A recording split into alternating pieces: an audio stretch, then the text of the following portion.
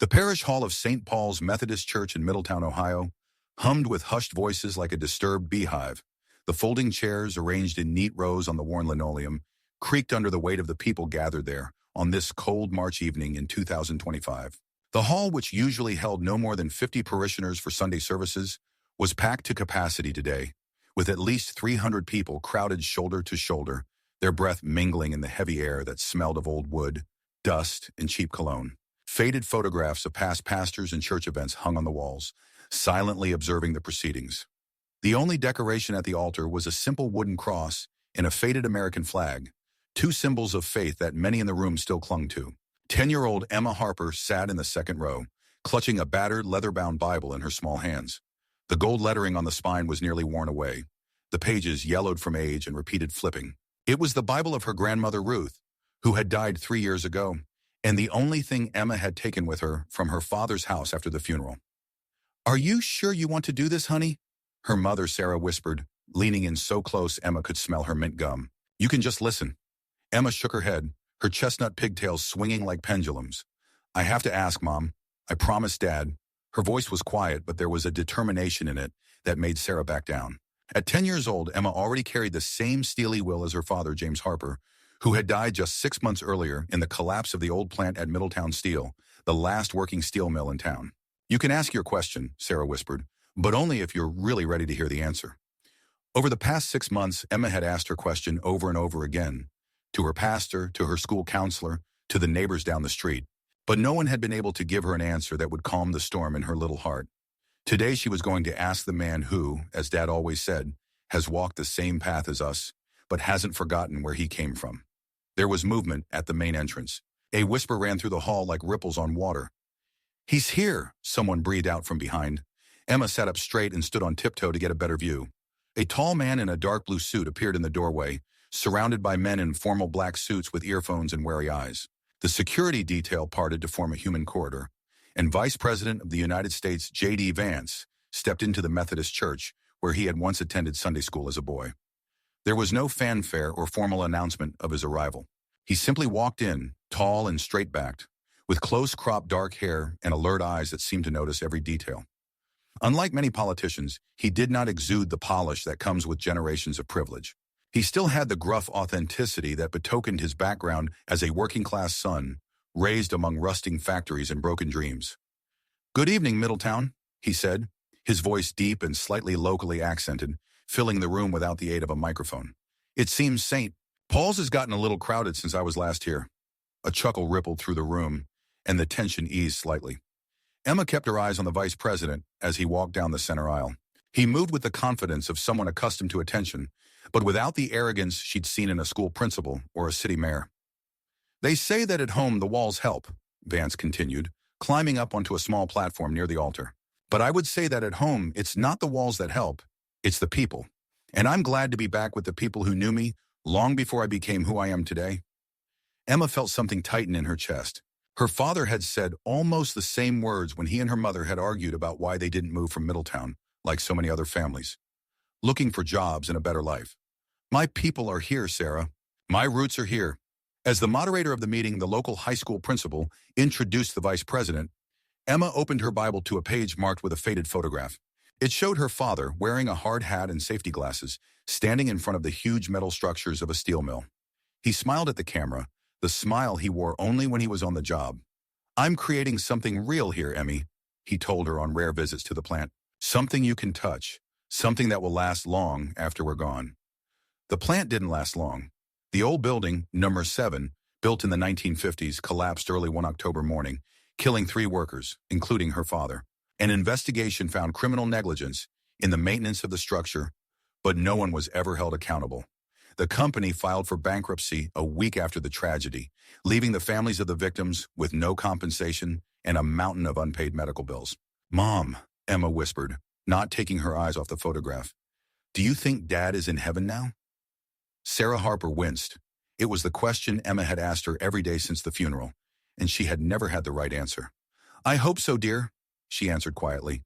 "I very much hope so." "But you don't know for sure?" "No one knows for sure, Emmy. That's why it's called faith." Emma frowned. Adults always talked about faith when they didn't want to admit they didn't know the answer. But today she was going to ask the man who might know more. The man who had grown up like her, in this God-forsaken town, but had managed to get out and become important. The man who had written books and led a country.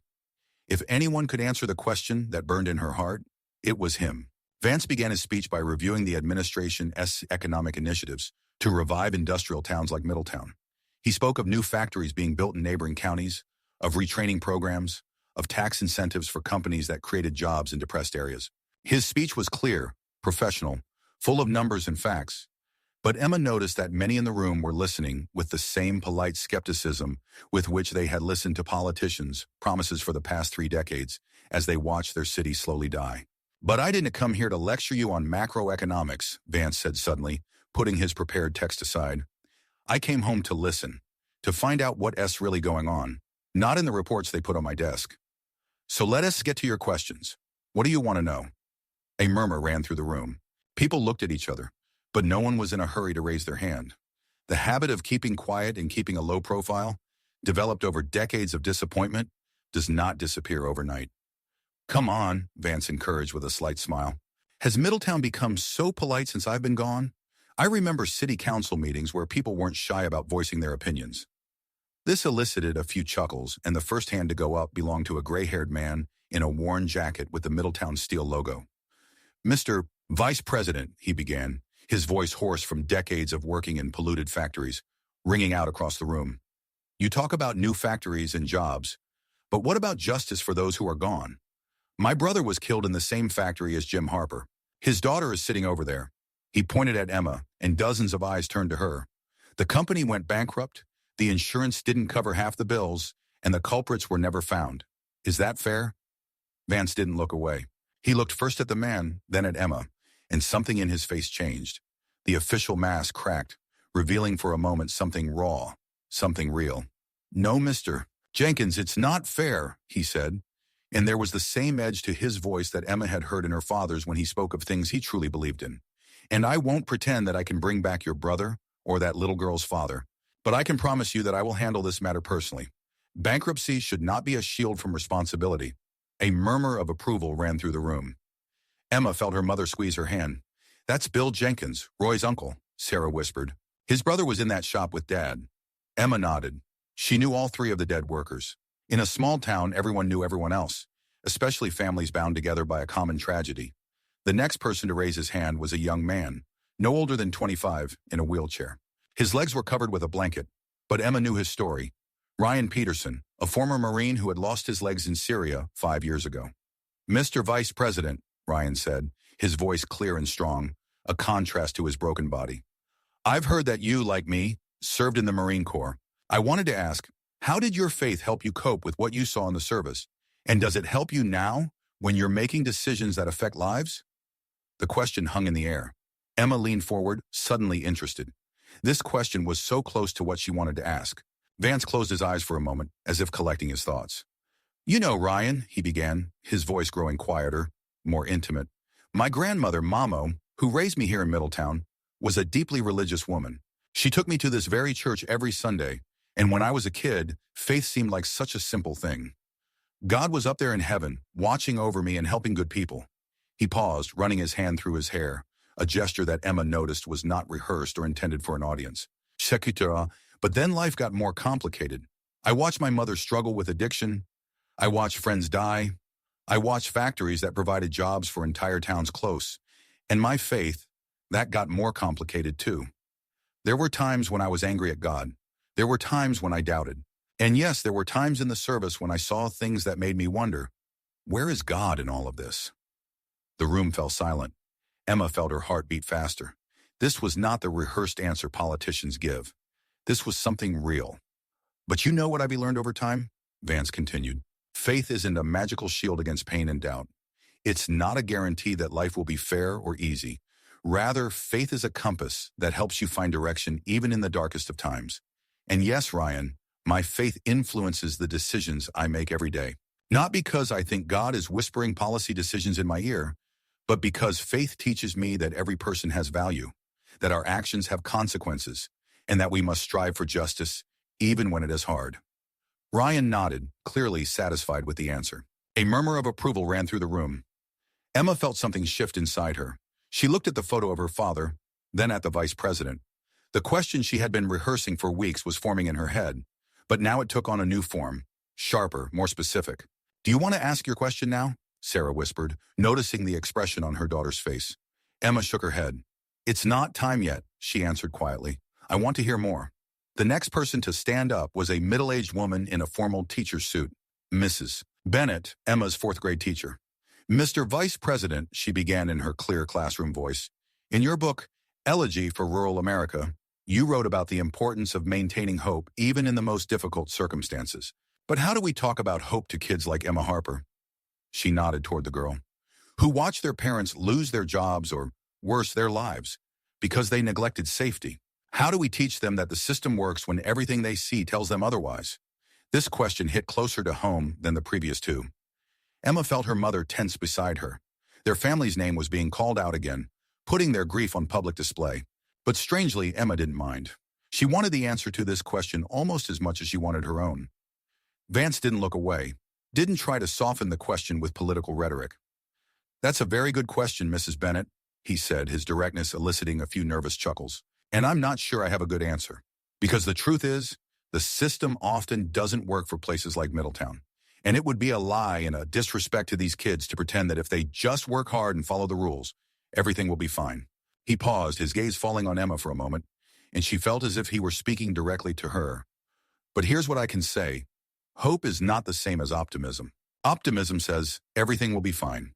Hope says, I don't know if everything will be fine, but I'll still fight for the best.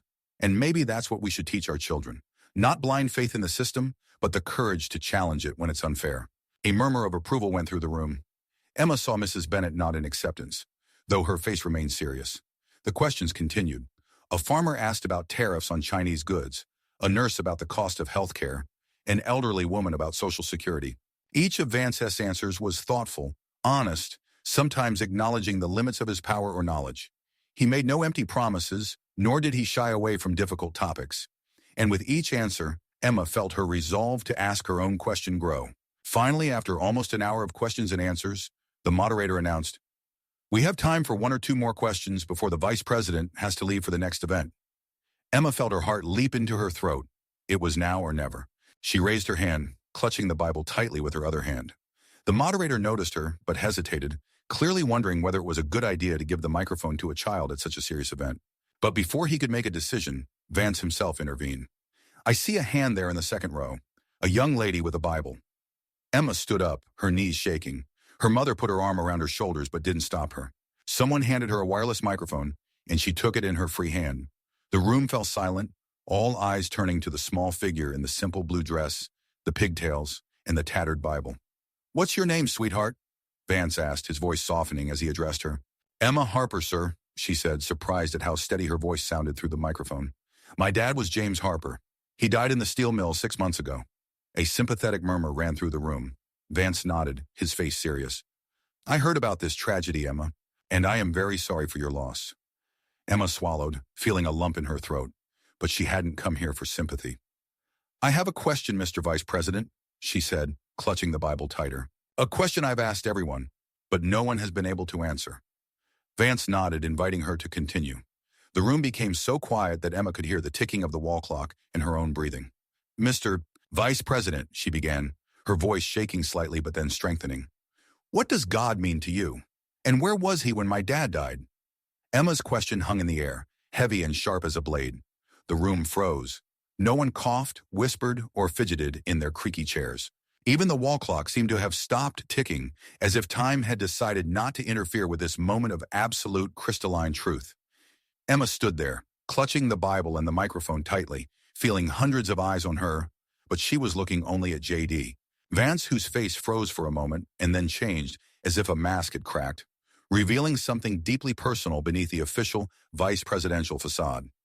Vance's guards exchanged quick glances. One of them took a half step forward, standard procedure in a potentially problematic situation, but Vance stopped him with a flick of his hand. In his eyes, Emma saw something she hadn't expected: recognition, as if her question was his own, long lingering within. Vance slowly lowered the prepared notes he still held onto the lectern. He removed his jacket, a gesture so human and informal that a murmur of surprise went through the room, hung it carefully over the back of his chair, and walked to the edge of the dais, closing the distance between himself and Emma.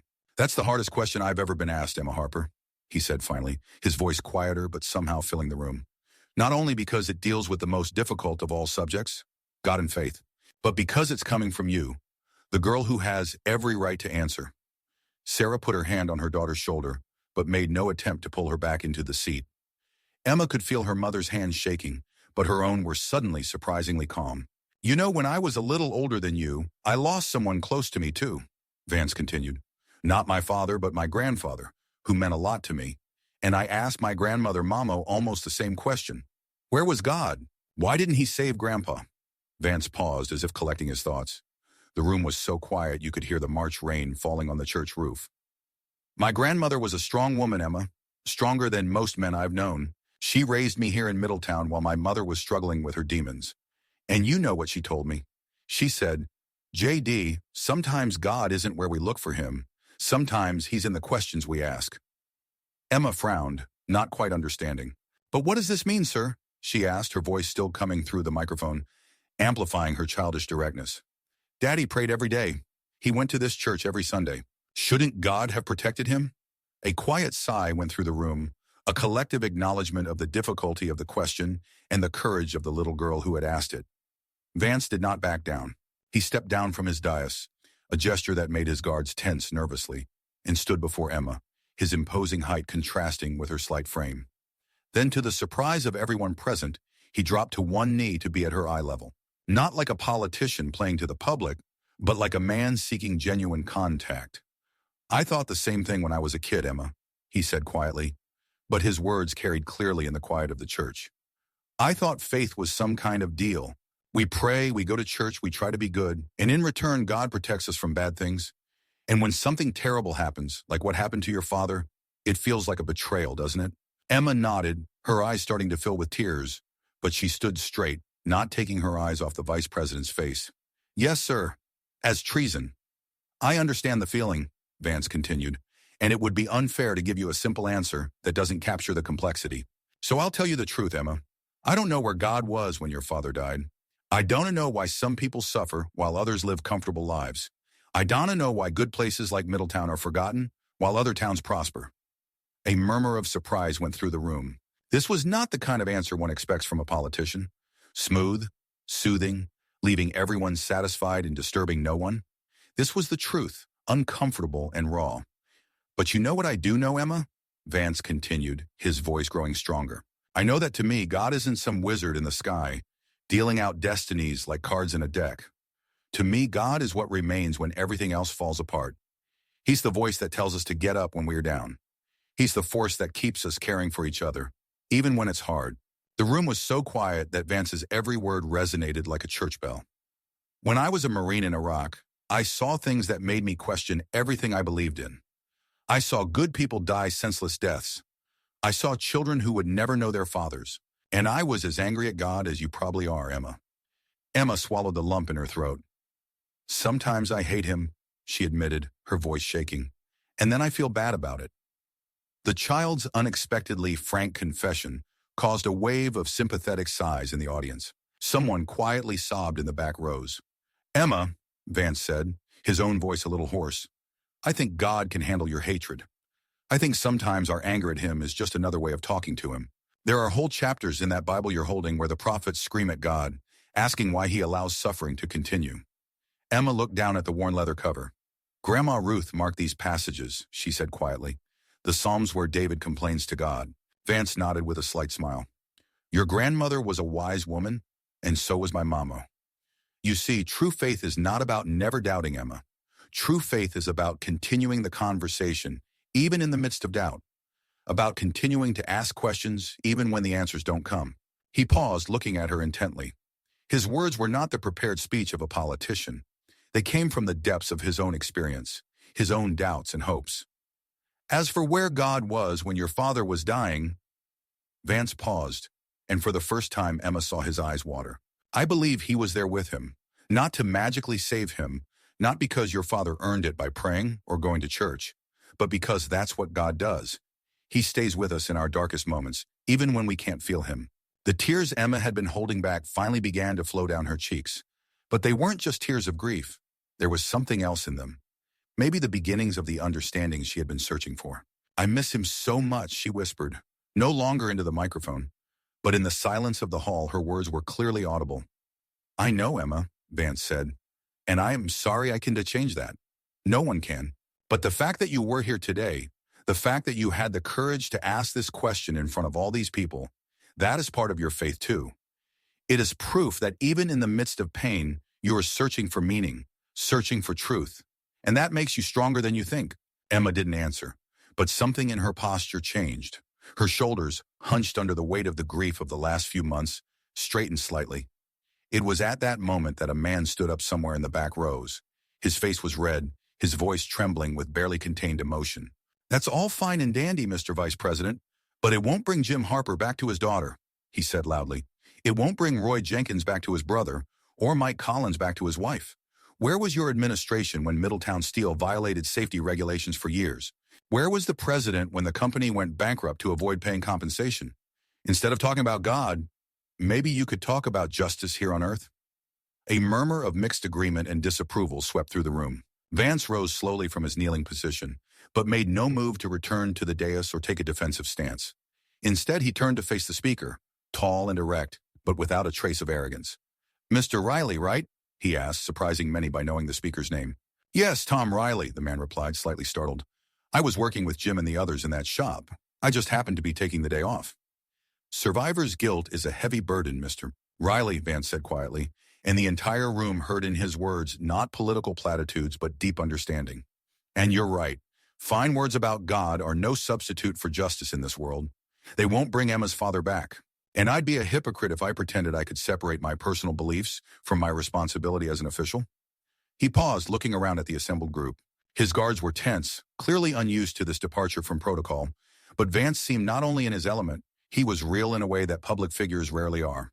"So let me say this straight, here and now, in front of all of you. I don't know all the details of the Middletown Steel tragedy. I don't know who exactly was responsible for that collapse. But I promise you, I will find out. Not just a formal investigation, but a real answer for Emma and all the families who lost loved ones." Tom Riley crossed his arms over his chest, still unconvinced. "We've heard promises like this before. Why should we believe you?" The question hung in the air, sharp as a knife, but Vance did not shy away from it. "Because I am one of you, Mr. Riley," he said. "I grew up on the same streets you did. My grandmother worked 2 jobs to keep a roof over our heads. I know what it's like to feel like the system is stacked against you." He paused. "But most of all, because Emma Harper just asked me the hardest question a person of faith can face. And if I can stand before God with that question, then I can certainly stand before the president or Congress or anyone else and demand justice for her father." There was a tense silence in the room, and then from somewhere in the middle of the room, applause began. First a few, then others joined in, until almost the entire room was on its feet. Even Tom Riley, still clearly skeptical, nodded slightly in recognition. But not everyone was applauding. In the far corner of the room, Emma noticed 2 men in suits typing quickly into their phones, their expressions grim. One of them held the phone to his ear and spoke quickly, glancing at Vance. She didn't know who they were, but she instinctively knew that what the vice president had just said had gone far beyond what had been approved or planned. Away from the main group, just outside the door, stood an elderly woman leaning on a cane. Emma recognized her as Martha Jenkins, the mother of Roy, one of the dead workers. Her eyes were dry, but there was something in them that made Emma shudder, a mixture of grief and anger so deep they were almost tangible. As the applause continued, the woman slowly walked toward the center aisle. Her gait was heavy but determined. People parted for her, understanding that this figure carried with it the weight of an indescribable experience. The applause began to die down as she approached Vance. Her lined face, marred by years of toil and recent grief, was visible to everyone in the room. Emma took an involuntary step forward, as if to protect the vice president, though from what she did not know. Martha Jenkins stopped a few paces from Vance. She looked at him for a long moment, her gaze direct and unreadable. Then, to everyone's surprise, she said, "I knew your grandmother, J.D. She did her laundry in the same laundromat I did every Thursday. She was proud of you, but she always said, 'My boy should not only rise high, but he should remember where he came from.'" Her voice was quiet, but in the absolute silence of the hall, every word resounded like the strike of a bell. "So, do you remember where you came from, J.D. Vance?" she asked. And there was something deeper in the question than just a challenge, almost a plea. "Do you remember the people who stayed behind while you rose? Do you remember what it was like to wake up with a sore back from working in a factory? What it was like to fear the heating bill more than doomsday? What it was like to bury a son who was betrayed by the system?" Vance didn't back down. He held her gaze, and something in his face changed, became vulnerable, almost naked. "Not every day, Mrs. Jenkins," he answered with unexpected honesty. "Sometimes I forget. Sometimes Washington makes me forget. But today I remember." Martha Jenkins looked at him long and hard, as if searching for something in his eyes. And whatever she saw there seemed to make a decision for her. She reached out a dry, wrinkled hand and touched his face, a gesture so intimate and unexpected that Vance's guard jerked forward, only to be stopped again by his gesture. "Then prove it," she said, "not with words, with actions. Middletown is dying, J.D., and with it, the part of America you talk so beautifully about in your speeches. My son will not come back, but if you truly remember where you came from, then use your power to save at least some of the things he loved." The room froze. The moment was so charged with emotion, so outside the bounds of a normal political event, that no one knew how to react.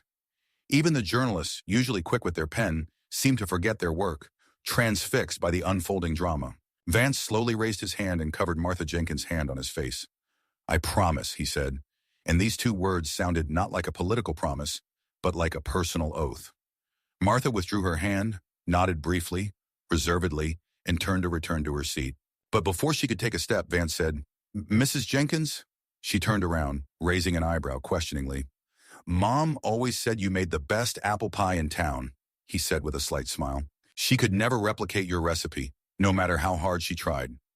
For a moment, Martha's face remained motionless, and then, to the surprise of everyone present, including Emma, her lips twitched into a faint smile. "The secret is a pinch of nutmeg," she said. "She always added too much." This small exchange, so personal and unexpected in the context of the tense moment, caused a wave of quiet laughter in the room. The tension eased a little, turning into something else. Not peace, but an acknowledgement of a common humanity. Martha Jenkins returned to her seat, leaning on her cane. Vance watched her go, his expression thoughtful, almost sad. Then he turned to Emma, still standing with the microphone and Bible. "You asked me what God means to me, Emma," he said, his voice quiet again, intimate, even as the entire room hung on his every word. "Here's my real answer. God to me is a reminder that we are never so strong that we don't need each other, and never so broken that we have nothing left to offer. It is a promise that every life has a purpose, including your Father S. And that purpose doesn't end with death." He dropped to one knee, bringing himself back to her eye level. "You may not understand it now, but one day, Emma Harper, you will look back on today and realize that your courage to ask that question changed something important. Not just in you, but in all of us." Her eyes, still wet with tears, widened in surprise. She didn't understand how her simple question could make a difference, especially with someone as important as the vice president. But something in his words resonated with her, struck a chord she hadn't even known existed. "Sir," she asked quietly, almost in a whisper, "do you really believe that God hears us, even when it seems like he doesn't answer?" Vance didn't answer right away. He looked at her for a long moment, a complex mixture of emotions: doubt, faith, sadness, hope. "You know, Emma," he said finally, "I think sometimes God answers us through other people, through those who are there for us in difficult times, through those who ask the right questions at the right time." He gave her a small smile. "Through 10-year-old girls with brave hearts and an old Bible." And in that moment, standing before the Vice President of the United States, with the hundreds of people watching, Emma felt something shift inside her. Not an answer, not a solution, not an end to the pain, but the beginning of something new. A tiny sapling of hope, pushing through the hard soil of grief. She opened the Bible, flipping through the pages until she found what she was looking for: a bookmark made from a photograph of her father. On the back of the photograph, written in faded ink, were the words, "In every question is the beginning of the road home." The handwriting wasn't her father's. It was her grandmother Ruth's, the one who had left her the Bible. Words Emma had seen hundreds of times, but never truly understood, until today. The words of Emma's grandmother on the back of the photograph, "Every question is the beginning of the road home," seemed to open a floodgate in the Methodist church hall. The tension that had been building for years between the people of Middletown and the authorities, who seemed to have forgotten them, began to transform into something new, something that didn't yet have a name. Vance straightened up but did not return to the podium. He remained standing next to Emma, her mother, and Martha Jenkins, as if this small patch of space were the center of the universe. At least today, in this church, it was. "We have no more scheduled questions for today," the moderator said uncertainly, clearly not prepared for the meeting with the vice president to turn into something so unpredictable. One of Vance's aides, a tall, intense-faced man with a wireless earpiece, walked over and whispered something in his ear. Judging by the vice president's expression, the news was not good. But instead of following his aide, Vance turned to the audience. "I'm being advised that it's time to end the meeting," he said, the slight irony in his voice causing a few chuckles. "Apparently, I'm breaking some important protocol by staying here so long." He paused, his gaze distant for a moment, as if he were making some internal decision. "But you know what? Oh, I'm not leaving here until I hear a few more stories. Not as a vice president fulfilling a campaign promise to visit his hometown, but as JD, who grew up here and wants to know what's going on with the people who shaped him." A murmur of surprise swept through the room. The aide next to Vance looked like he was about to have a heart attack. He leaned toward the vice president again, this time speaking louder so that several people in the front row could hear. "Sir, we have a strict schedule. The plane is waiting, and you have a meeting at the White House in 4 hours. We should have left by now." Vance looked at him with unexpected firmness. "Then reschedule the meeting, Mike. Tell him the vice president has urgent business in Middletown, Ohio." Mike looked like he was about to argue, but something in Vance's eyes made him hold back. He nodded, stepped back, and pulled out his phone, quickly moving away. Emma, still holding the Bible, looked at Vance with wide eyes. This was no longer the polished politician she had seen on television, spouting memorized lines about the greatness of America. This was a man of flesh and blood, making a decision in front of everyone. A decision that seemed to surprise him as much as it surprised everyone else. Martha Jenkins, still leaning on her cane, tilted her head slightly, studying him with new interest. "Well, JD," she said with a hint of defiance, "since you're sticking around, maybe you could tell these people what really happened to Middletown Steel. Not the official story about bankruptcy and unforeseen circumstances, but the truth about how our plant, after nearly a century here, was sold off piecemeal to foreign investors while we were losing jobs and hope, and how your administration turned a blind eye to it all." A heavy silence fell over the room. Emma felt her mother tense beside her. This was dangerous territory, spoken of only in hushed tones, behind closed doors, in Middletown. Vance didn't look away. His face became serious, almost grim. "You're right, Mrs. Jenkins," he said quietly. "And all these people deserve to hear the truth." He turned to the audience, his gaze taking in everyone present. "The truth is that Middletown Steel, like dozens of other plants across America, is a victim of a system that has long since stopped working for ordinary people. A system where profits are more important than jobs, where quarterly reports outweigh centuries of tradition, where the free market is used as an excuse to destroy entire communities." He paused, and Emma saw 2 men in dark suits standing against the wall exchange worried glances. One of them raised his wrist to his mouth, speaking quietly into a microphone. "I'm not going to pretend that I have all the answers," Vance continued, his voice growing stronger, "or that I don't have a responsibility to be part of an administration that could do more. But I can tell you what I've learned over the years in politics." He took a few steps forward, approaching the people, and his guards tensed nervously, unaccustomed to such a deviation from protocol. "I learned that the real fault line in our country is not between Republicans and Democrats, liberals and conservatives. It's between those who remember what it's like to work with their hands, worry about the bills, build something real, and those who live in a world of abstractions where human lives are just numbers on a spreadsheet." A murmur of approval swept through the room. Emma noticed that many were nodding, their faces brightening, as if Vance had spoken something they had felt for years, but had been too afraid or unable to articulate. Tom Riley, still standing in the back row, folded his arms across his chest. "Nice words, Vance. But last month, Harris Manufacturing, the last major employer in our county, announced it was moving production to Mexico. Another 700 jobs would disappear. What is your administration going to do about it?" Vance turned to face him, genuine pain evident on his face. "I only found out about this last week, Mr. Riley, and I've spent 3 days trying to convince the Commerce Department to intervene. So far, without success." He paused as if weighing something in his mind. "But today, looking into Emma's eyes, listening to Mrs. Jenkins, remembering the lessons of my grandmother Mamo, I realized that I was doing it wrong. I was working within a system that was itself part of the problem." His words sounded almost like a confession, and in the silence of the church they resonated with a power rarely heard in political speeches. What happened to Middletown Steel, to your son, Mrs. Jenkins, to Emma's father? It wasn't just a tragic accident. It was the result of decades of policies that put corporate interests ahead of communities. And I was part of that system. I may have even convinced myself that I could change it from within. He shook his head, and something in his eyes changed, as if a veil had fallen away, revealing a deeper, more authentic part of his being. But today, standing here in this church where I once went to Sunday school, listening to a little girl ask questions about God and justice, I realize that we have all been deceived. Deceived by a system that says some places and some people are backward, uneducated, unprofitable. A system that decides that places like Middletown can simply be written off. A murmur of surprise, approval, and wariness swept through the room. Emma saw faces displaying everything from disbelief to hope, but it was her mother's expression that struck her most. Sarah Harper, usually quiet and reserved, was looking at Vance with an intensity Emma hadn't seen since her father died. "Do you really believe what you're saying?" Sarah asked, her voice quiet but firm.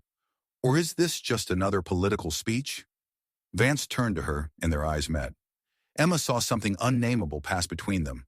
Recognition, understanding, perhaps even a shadow of shared pain. "Mrs. Harper, isn't it?" he asked. "Jim's widow?" Sarah nodded, her face unreadable. "I remember Jim," Vance said, and there was a note of sincerity in his voice that couldn't be faked. "Not personally, but I heard about him. They said he was the best welder around, that he could fix anything, that he took a pride in his work that most people don't realize." Sarah blinked, surprised at how accurately he described her husband. Emma was also amazed. How could the vice president know such details about her father? "My Uncle Jim worked with him," Vance explained, as if reading their minds. "He always said that if everyone in the plant had approached their jobs like Jim Harper, America would still be a manufacturing superpower." Sarah lowered her head slightly, and Emma saw her eyes fill with tears. It was recognition of the value of her husband, his work, his life. Recognition they had not received from the company, the insurers, or the city. "So you believe what you were saying?" Sarah repeated her question, but now it had a different tone, almost a plea. Vance took off his jacket, a gesture so casual and yet so symbolic that another whisper swept through the room, and hung it over the back of the nearest chair. "Mrs. Harper," he said, rolling up his shirt sleeves, "I not only believe this, I will act starting today, and I give you my word, not as a politician, but as a son of Middletown, that I will not rest until I have justice for the families who lost their loved ones and a future for this city." He turned, looking around at the assembled group. "But I can't do it alone. I need to hear your stories, unfiltered, unpolished for the news.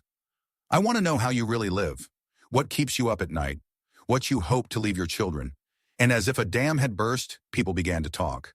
At first tentatively, one by one, then more openly. A nurse from a local hospital described working with outdated equipment because the hospital could not afford new ones.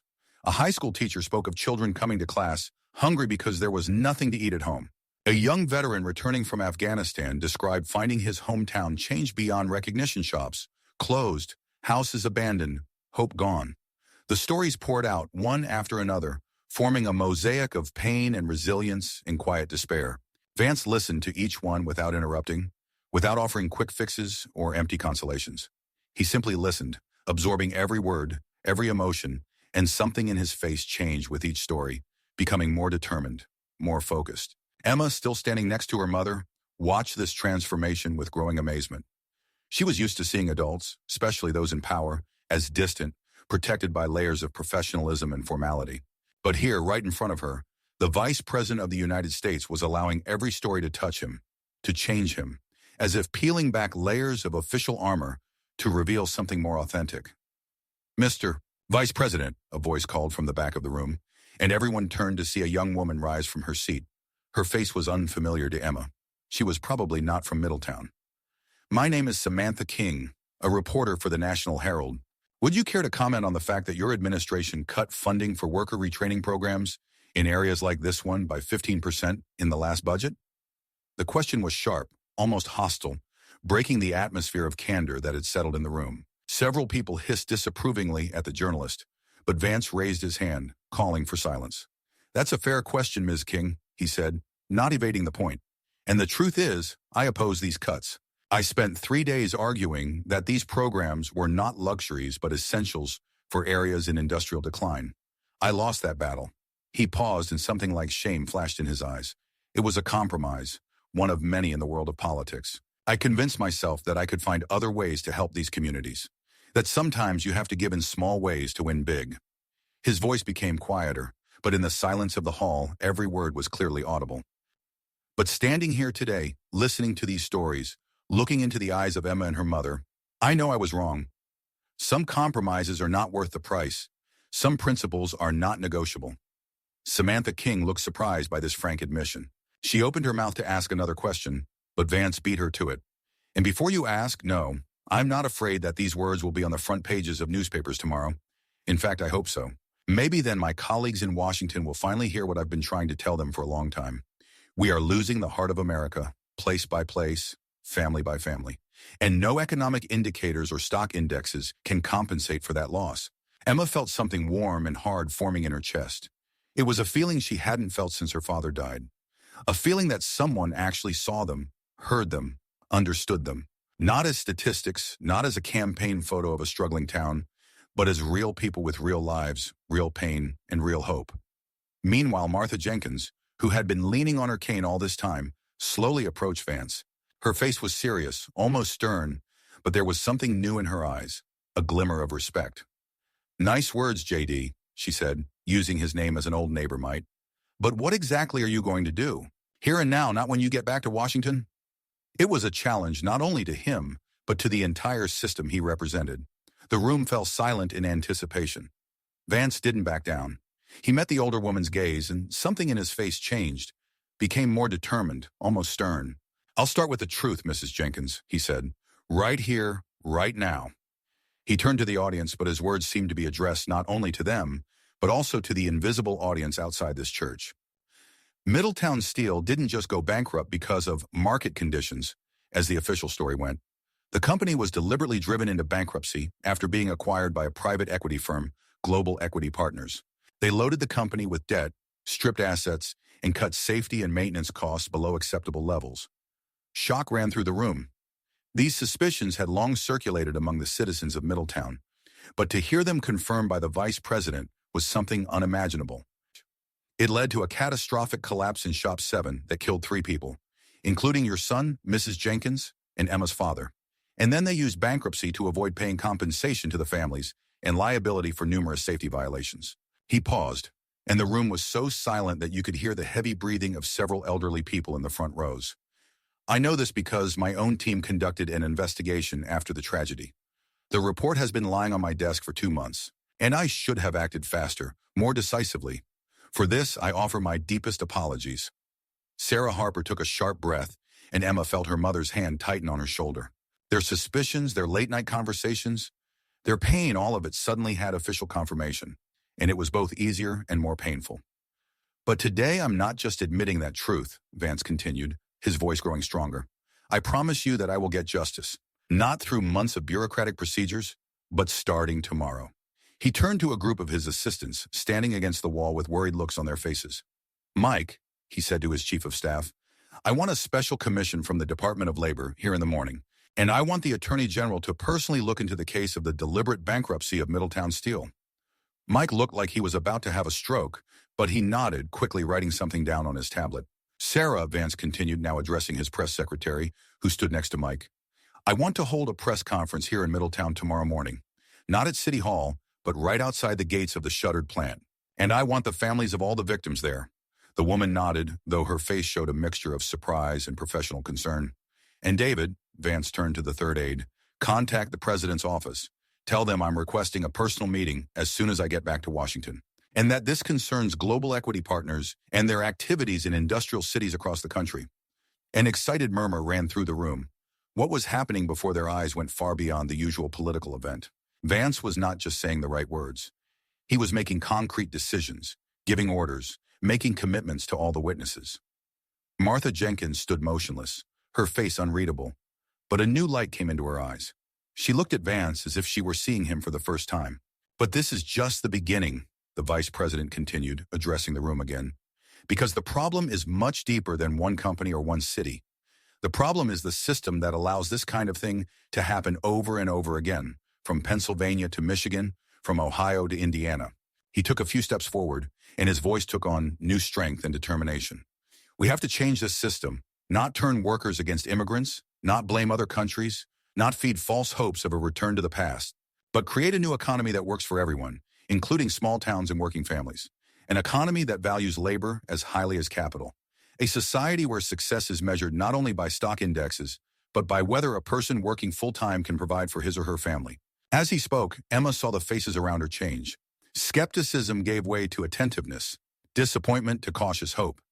Even the most hardened cynics in the room seemed to listen with new interest. And I know many of you are thinking, another politician with big promises, Vance said with a slight smile, and a chuckle of recognition swept through the room.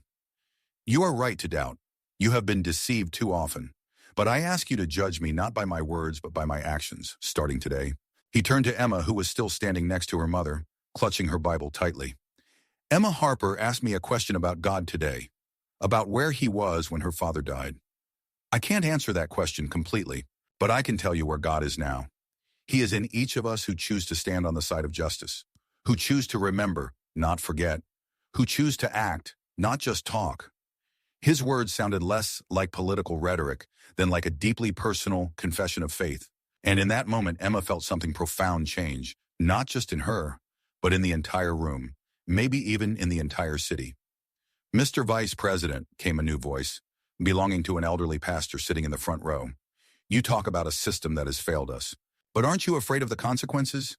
Global equity partners are powerful people with great political connections. They could ruin your career. Vance looked at the pastor for a long moment, and a strange, almost peaceful smile appeared on his face. Final chapter. When the voice returns. Pastor, I'm not afraid of the consequences, Vance replied, looking the older priest straight in the eye. Maybe it's time for some of us to stop being afraid. His words hung in the air of the church hall, heavy, determined. Through the half-open windows came the faint hum of ordinary Middletown life, a barking dog, a passing truck, the voices of teenagers on the next street. An ordinary Wednesday night in a town the country had long forgotten. Emma's grip on the Bible tightened. She didn't quite understand the full scope of what was happening, but she felt an electric tension in the air, as if everyone present was on the threshold of something significant. At that moment, the door at the back of the room swung open. Everyone turned. Standing there was a man Emma had only seen on television, tall with impeccable gray hair at the temples, wearing a suit that probably cost more than her and her mother's combined annual income. Mr. President, someone in the room exhaled. The President of the United States strode toward the altar, his face tense, almost stern. He was followed by a cavalcade of people, security, advisors, aides. Vance's security clearly hadn't expected this turn of events. They exchanged worried glances, touched their headphones, whispered into the microphones. JD, the president's voice was harsher than most expected. We need to talk. Now. Vance straightened up but didn't move. Instead, he nodded toward the front row, where the families of the dead workers sat. Mr. President, let me introduce you to Martha Jenkins, Roy Jenkins' mother, Sarah Harper, Jim Harper's widow, and Emma Harper, Jim's daughter. Three of the many whose lives were shattered by the tragedy at Middletown Steel. A tragedy that could have been prevented. The president faltered for a moment, clearly taken aback. Emma saw his gaze move from her to her mother to old Mrs. Jenkins, and something flickered in his eyes, perhaps confusion, perhaps the awkwardness of a man accustomed to political abstractions, suddenly confronted with real human lives. Vice President Vance, he said formally, we must discuss some urgent matters, in private. With respect, sir, Vance replied. Whatever you have to say to me, you can say it here, in front of these people. They deserve the truth. A shocked murmur ran through the room. Emma heard her mother suck in a breath. Openly disobeying a president, and in public, was something that simply didn't happen in modern politics. The president seemed to freeze for a moment. Then he took 2 steps forward, lowering his voice almost to a whisper. But in the silence of the hall, every word was clearly audible. Do you have any idea what you're doing right now? Tim Blackwell just called me. He's furious about your thoughtless accusations. He's threatening a lawsuit and political repercussions for the entire administration. Let him sue, Vance replied, keeping his voice level. Let him bring his lawyers. This will be a great opportunity to present the court with all the documentation of how global equity intentionally undercut Middletown Steel's safety costs, leading to the collapse that killed 3 people. The president's face turned slightly purple. JD, you're crossing a line. This is not something we discuss publicly, especially on the eve of budget negotiations with friendly business interests. Friendly to who? Vance's voice grew louder, taking on a tone Emma had never heard on television. Friendly to the families of the workers who died? Friendly to the tens of thousands of people who lost their jobs to the greed and callousness of corporate raiders? Friendly to towns like Middletown, slowly dying while the financial elite celebrated record profits? The president looked around, suddenly aware that his conversation with the vice president was taking place in front of hundreds of witnesses, including several journalists hastily recording every word. We'll continue this conversation in Washington, he said finally, his tone icy. In the meantime, I strongly advise you not to make any public statements about Middletown Steel or Global Equity Partners. I'm sorry, sir, but I can't follow through on that recommendation, Vance replied, his expression serious but determined. Not after what I learned today, not after what I promised these men. The president's gaze darted from Emma to her mother to Martha Jenkins, leaning on her cane. There was a mixture of irritation and something else in his eyes, perhaps a sudden realization that the situation was out of control. 5 minutes, he said finally. I'll give you 5 minutes to finish here and come out with me. After that, he trailed off, leaving the threat hanging in the air. Vance nodded, but there was no fear or doubt in his eyes. As the president and his entourage retreated to the back of the room, he turned to the assembled group. I apologize for this sudden interruption, he said, and nervous laughter rippled through the room. But perhaps it's for the best, because now you all see what we're up against. You see the forces resisting change. Emma noticed that Vance's assistants looked like they were about to faint. One of them, a tall man with a folder of documents, even took a step forward as if to intervene. But Vance stopped him with a look. I have very little time, he continued, so I must be very clear. What happened to Middletown Steel was not an accident, nor was it an inevitable result of globalization. It was the result of a deliberate strategy by large financial groups like Global Equity, who see cities like ours as nothing more than line items on their financial statements. He paused, his gaze finding Emma again. Today, this little girl asked me a question about God, about where he was when her father died. And while I don't have the full answer, I now know exactly what God expects of us in moments like these. Not silent acceptance, not political compromise, but action, justice, the truth, no matter how inconvenient. He looked again at the president, whose face had become even more tense. Therefore, effective immediately, I am initiating a full federal investigation into the Middletown Steel tragedy. I will personally ensure that the truth is known and that those responsible, no matter how rich or powerful, are held accountable. A wave of shock swept through the room, followed by applause that grew until it became a standing ovation. People stood up, their faces lit up with something Emma hadn't seen in Middletown for a long time. Hope. At the far end of the room, the president turned abruptly and headed for the exit, his back straight as a string, his hands clenched into fists. 2 Secret Service agents hurried after him, as did most of his entourage. Vance watched them go, then turned back to the assembled group. I won't pretend it's going to be easy. The powerful will fight back. They'll use every means at their disposal to protect themselves. But if we stand together, if we remember that places like Middletown and people like you are the true heart of America, then I believe we can prevail. He turned to Emma, dropping to one knee again to be at her eye level. You asked me where God was when your dad was dying, he said quietly. But in the absolute silence of the room, every word was audible. I don't know the answer, but I know where God is now. He's in your question, Emma, in your courage to ask it, in the way your question awakened the conscience not just in me, but in all of us. Emma looked at him with wide eyes, taking in every word. You know, Vance continued, there's a story in the Bible about a little boy named Samuel who heard God's voice when all the adults around him were too busy or too scared to listen. Sometimes that's just how it works. Sometimes the most important truths come through the most unlikely messengers. Emma felt something warm and strong blossoming inside her, displacing the heaviness she had carried since her father died. It wasn't happiness. It was too soon for happiness, but something deeper and more meaningful, a sense of purpose, maybe even meaning. What's going to happen to you now, she asked, suddenly realizing the risk the vice president had taken. Are you going to lose your job? Vance smiled, not the political smile she had seen on television, but something more genuine, almost boyish. Maybe, he answered. But you know what? There are things more important than positions and titles.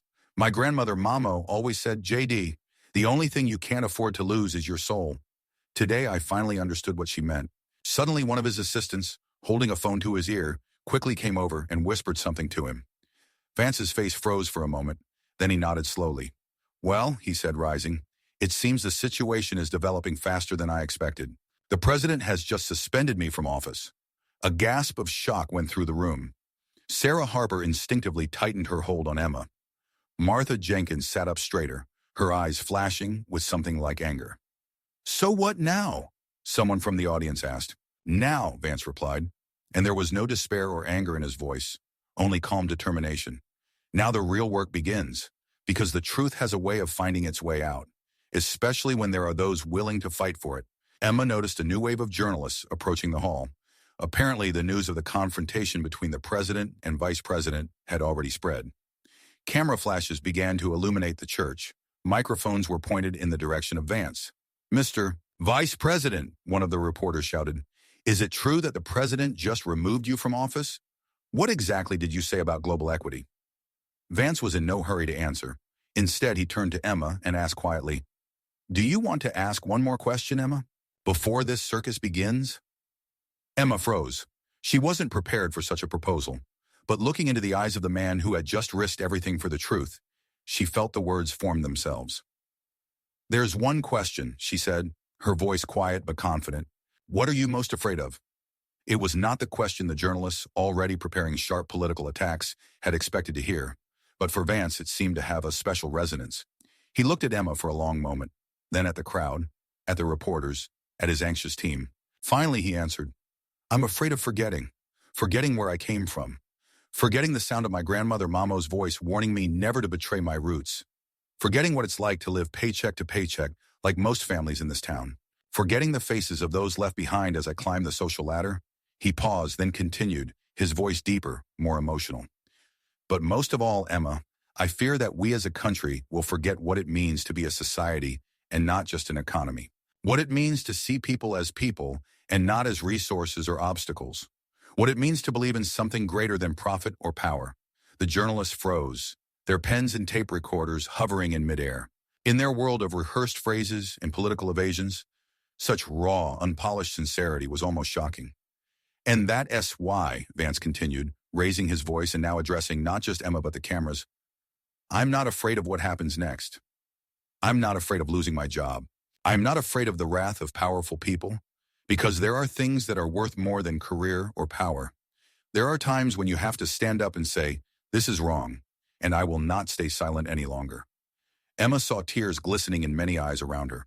She felt her own rolling down her cheeks, but they were not tears of only grief. There was something else in them, perhaps the first glimmer of healing. Vance turned to the reporters, ready to take on their barrage of questions. But before they could begin, the president re-entered the room, alone without an entourage. His face was pale, his eyes tired. He stopped a few steps away from Vance. "Do you understand what you're doing?" he asked quietly. But in the tense silence of the room, every word was heard. "They will destroy you." Vance met his gaze without fear or challenge, but with firm determination. "Maybe," he replied, "but they can't destroy the truth, and they can't make me forget who I am or where I came from." The president looked at him for a long moment, his face unreadable. Then, to the surprise of everyone present, he nodded slowly. "I hope you know what you're doing, JD," he said, "because from now on, you're on your own. I can't protect you from what's coming next." "I know, sir," Vance replied, "and I accept the consequences." The president nodded again, then turned and left the room, this time quietly, almost unnoticed. In the silence that followed, Emma suddenly felt she had to do something, say something. She stepped forward, still clutching her grandmother's Bible. "Mr. Vice President," she said, her voice surprisingly strong for a 10-year-old, "I want you to take this." She handed him the photograph of her father that she had used as a bookmark. Vance took it carefully, as if receiving a sacred relic. "Dad always said you can't forget who you are and where you came from," Emma said, "that our history is a map showing where we're going. I think he'd want this picture with you, when things get tough." Vance looked at the photograph for a long moment, his face softening. Then he dropped to one knee in front of Emma, so that their eyes were level. "Emma Harper," he said, his voice thick with emotion, "you just gave me the greatest gift I've ever received, and I promise you that I will be worthy of it, that I will not forget, that I will fight for the truth about what happened to your father, no matter the cost." He stood up and turned to the journalists, who were eagerly recording every word, every gesture. "Gentlemen," he said, his voice growing stronger and filled with new strength, "I am ready to answer your questions. But first I want you to hear the full story of what happened at Middletown Steel. The story that no one has wanted to tell until today." Cameras flashed, microphones zoomed in, and Emma realized she was witnessing a turning point, not just in her own history, but in the history of her city and perhaps the entire country. Deep down, she still missed her father. She still wondered where God had been on that fateful day. But now, standing next to her mother, among her countrymen, listening to the Vice President of the United States finally speak the truth they had all been waiting for, she felt something change inside her. It wasn't the answer to all her questions, but maybe it was something even more important. The beginning of a path to answers. The beginning of a healing process. Not just for her, but for all of Middletown.